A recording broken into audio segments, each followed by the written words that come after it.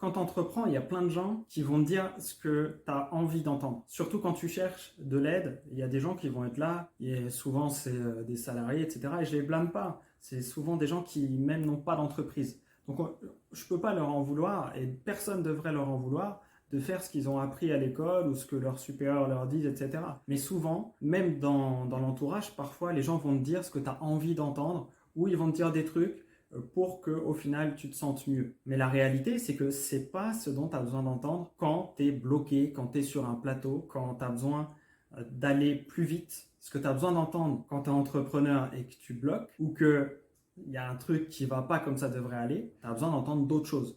Pas ce que tu as envie d'entendre, mais ce qui va te permettre d'avancer.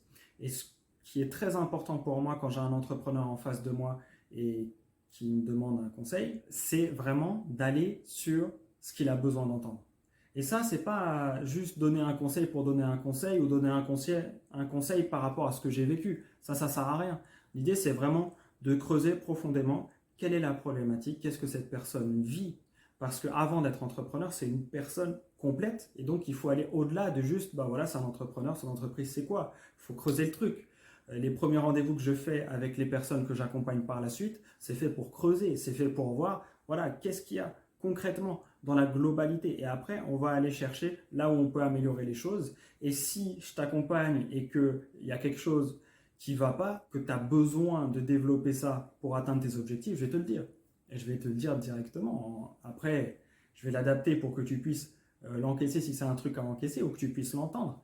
Mais l'idée, c'est vraiment d'être dans une démarche d'honnêteté. On va éviter de perdre du temps pour rien, plus simplement. C'est-à-dire que ça ne sert à rien que je t'accompagne si tu veux juste que je te dise que tu as envie d'entendre. Et les gens comme ça, d'ailleurs, au premier rendez-vous, la plupart du temps, je le vois, je les accompagne jamais. Ça fait 7 ans que j'accompagne des gens depuis 2015. Les rares fois où j'ai fait des mauvais accompagnements, c'est souvent des gens que j'aurais pas dû accompagner.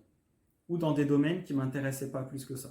Aujourd'hui, je fais de l'accompagnement quasi exclusivement dans des boîtes de services, à quelques rares exceptions près, parce que tout ce qui est service, bien-être, c'est ce qui m'intéresse le plus. Et c'est là où je vais être le plus percutant sur ce que je fais. Du coup, je suis percutant parfois. Ça veut dire que si tu rates un truc qui est important, même si ça te fait mal de l'entendre, je vais te le dire.